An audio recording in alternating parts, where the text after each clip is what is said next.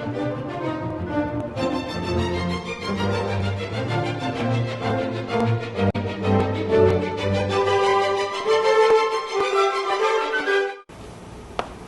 teorema mais famoso que a gente conhece é chamado Teorema Fundamental do Cálculo. Então você tem lá uma integral de A até B, de df dx, dx. Como é que você interpreta essa quantidade que está aqui? Geometricamente falando, né? Isso aqui,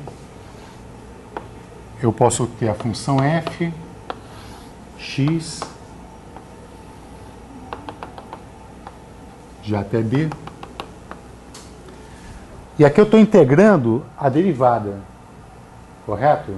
Isso aqui, na verdade, seria o mesmo que integrar os diferenciais de df. Então, eu parto daqui. Aqui tem um diferencial.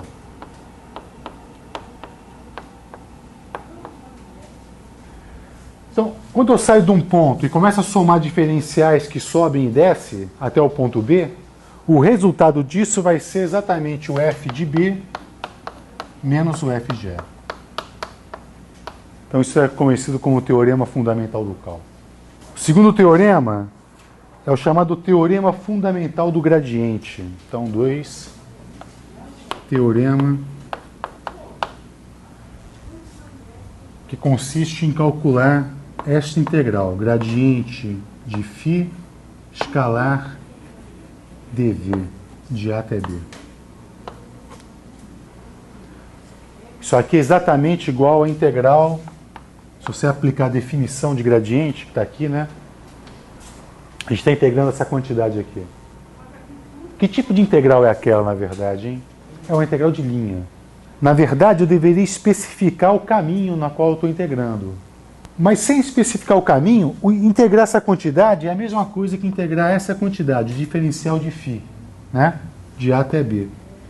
Isso aqui vai ser igual a φb menos φa, independente do caminho. Ah, então quando você integra campo vetorial, que é o gradiente de um campo escalar, essa integral não depende do caminho. Consequência disso, a integral num caminho fechado do gradiente de φ escalar dv, isso aqui dá quanto, então? Dá sempre zero. Todo campo vetorial que pode ser descrito como gradiente de um campo escalar tem um nome, né? Um campo conservativo. E, de fato, o trabalho realizado num campo conservativo é sempre zero. Todo campo, toda função, todo campo vetorial que pode ser escrito como o gradiente de um potencial, ele é um campo conservativo. F é um campo conservativo. Teorema da divergência. Que é o seguinte, imagine que eu tenha agora um campo vetorial e eu tenho um objeto, um certo volume, que é contornado por uma superfície S. Está aqui uma superfície S. E aqui está o campo vetorial. O campo vetorial é F. Então, primeira hipótese é a seguinte. O fluxo na superfície fechada S desse campo vetorial, leia-se, eu estou calculando um fluxo, não? Uma superfície fechada. Superfície fechada é limitada pela superfície S. Ela deve ser igual a uma somatória sobre K da integral de superfície de F dsk, onde o K vai de 1 até N. E, na verdade, o que eu estou fazendo ali é retalhando o meu volume em vários pedaços, N pedaços. Na verdade, isso aqui fica perfeitamente correto se eu escrever assim.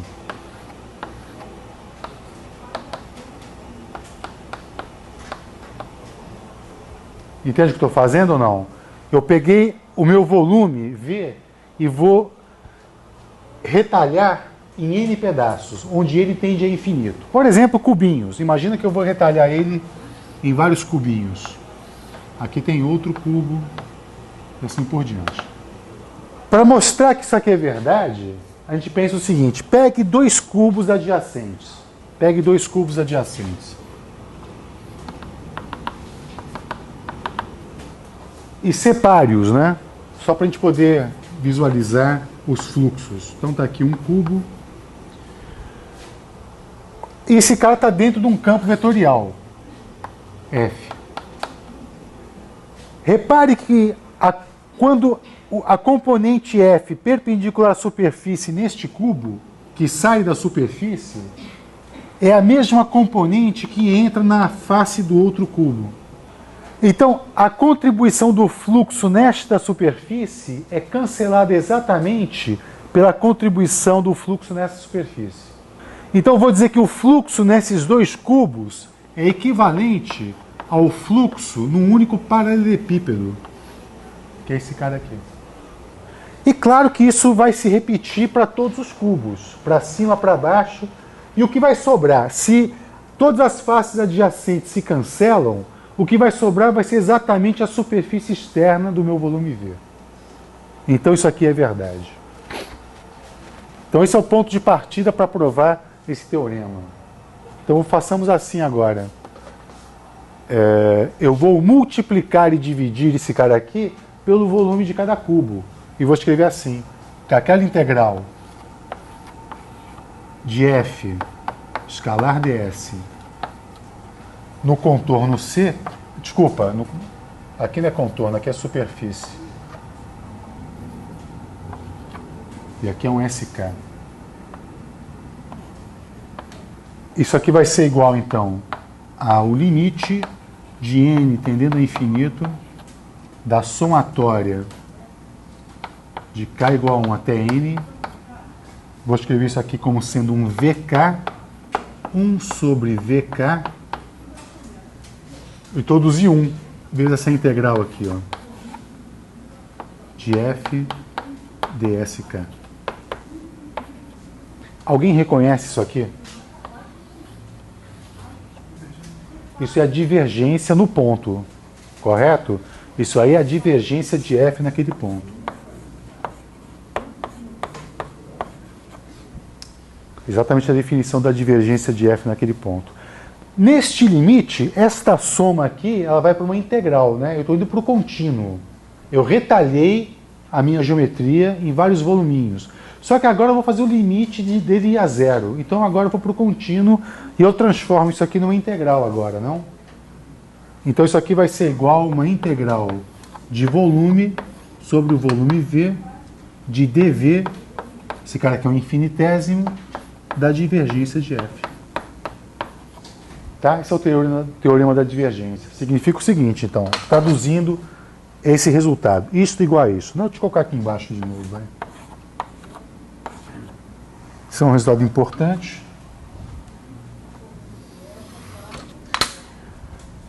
Calcular o fluxo nessa superfície toda, que é definido dessa forma aqui. Então eu tenho que saber quanto vale a função na superfície e fazer essa integral de superfície. Dá o mesmo resultado da gente calcular a integral de volume da divergência de F em todo esse volume. Você calcula a divergência de F em todos os pontos do espaço, contido nesse volume, aí faz essa integração. Isso aqui vai ser exatamente igual à integral do fluxo do campo F, naquela superfície externa S. É infinito, não é zero, aqui é infinito. Por fim, o último teorema, que nos interessa, claro, nesse capítulo 1, bom, teorema fundamental do rotacional. Então está aqui, a definição do rotacional de um campo vetorial num dado ponto é isso aqui. Então imagina que num dado espaço eu construa uma superfície aberta, tá? Cujo contorno é C. Então, Então, a integral de linha do campo FDL em C, eu vou escrever como sendo uma soma de integrais de f dl k em ck, onde k é igual a 1 e até n. Na verdade, eu vou tomar o limite disso. O que está escrito ali é o seguinte, então. Realizar a integral de linha de f dl sobre c deve dar o mesmo resultado em você retalhar esse contorno, quer dizer, a superfície cujo contorno é C. Então você pega a superfície cujo contorno é C. Essa superfície pode não ser plana, tá? Aí você retalha ela. E você vai ter aqui dentro N caminhos fechados de contorno CK. Por exemplo, este caminho aqui.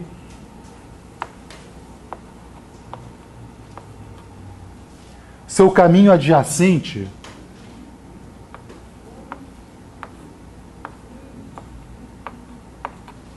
esse cara aqui.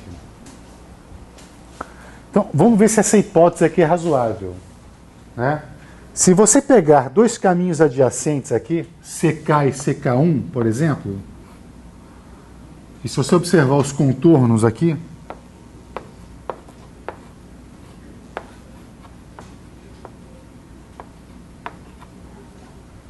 esses dois caminhos colados, por ele, você tem o mesmo campo, não? Então a integral de linha neste caminho é cancelado exatamente pela integral de linha neste caminho. Não no caminho fechado todo, não. Só nessa aresta adjacente. Então calcular a integral de linha nesses dois caminhos é equivalente ao calcular a integral de linha nesse caminho aqui. Tá certo? E claro, a mesma coisa se aplicaria se eu pegasse dois caminhos diferentes aqui, mas adjacentes. Não importa a direção. De tal maneira que se eu computar todos os caminhos CKs que aparecem aqui, o que me resta é exatamente o contorno do caminho C. Te parece razoável isso ou não? Tá? Então é o que está contido aqui. Para que ali apareça o rotacional, eu vou fazer o seguinte. Eu vou inserir aqui a unidade de tal maneira que eu vou multiplicar e dividir pela superfície SK, cujo contorno é CK. Então eu vou fazer isso. Então a integral aqui de linha de FDL, aqui é sobre o caminho C todo, né? Então isso aqui é o limite de n indo a infinito dessa soma k igual a 1 até n. Então eu vou inserir a unidade que é multiplicar por SK e dividir por SK.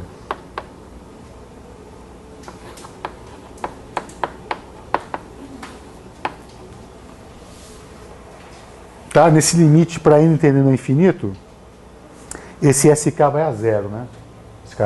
Então esse cara aqui, você reconhece ele como sendo quem?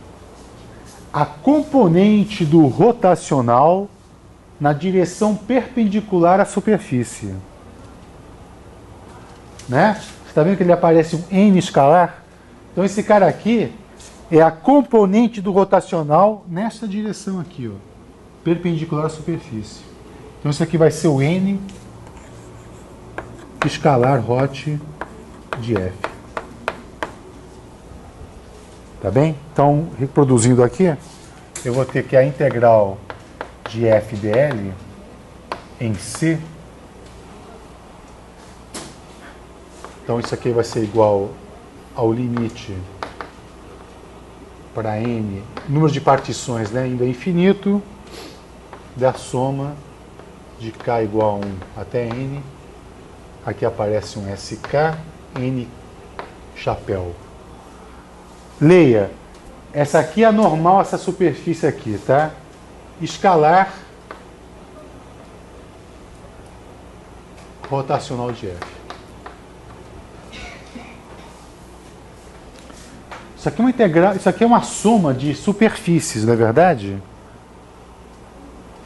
que neste limite aqui, essa soma vira um contínuo, ao invés de um discreto. E esse contínuo vai ser uma integral de superfície. Então isso aqui vai ser igual a uma integral de superfície aberta, S, de ds escalar rotacional. Aliás, esse ds aqui é isso, né? Vetor área. Na verdade, é o elemento de superfície ds e o vetor que aparece ali é o vetor normal dessa superfície. Entenda assim. Tá bem? Então isso aqui é igual ao integral de f dele. Como é que eu interpreto esse resultado? Dado um campo vetorial, calcular o fluxo numa superfície aberta S. O fluxo de quem? Do rotacional de F. Como é que eu calculo isso? Em cada ponto aqui eu tenho um rotacional de F, não? Então obtenho um rotacional de F, faço o produto escalar com o elemento de superfície, que é aquele vetor normal à superfície, né? E somo sobre toda a superfície. É assim que eu calculo esse fluxo numa superfície aberta. Sim ou não? Por exemplo, pega um caso típico aqui, essa superfície aqui. O ds aponta para cá, por exemplo. Digamos que o hot F aponte para cá. Faz o produto escalar e multiplica por esse elemento de superfície. E faça isso para todo mundo aqui. E soma. Você vai ter o fluxo do rotacional de F na superfície aberta. Este resultado é o mesmo de calcular a integral de linha de F na borda da superfície. É muito mais fácil calcular isto do que isto. Concorda? Né? Aparentemente é isso. Tá? Então esses são os teoremas importantes aqui da revisão de cálculo vetorial que a gente está fazendo.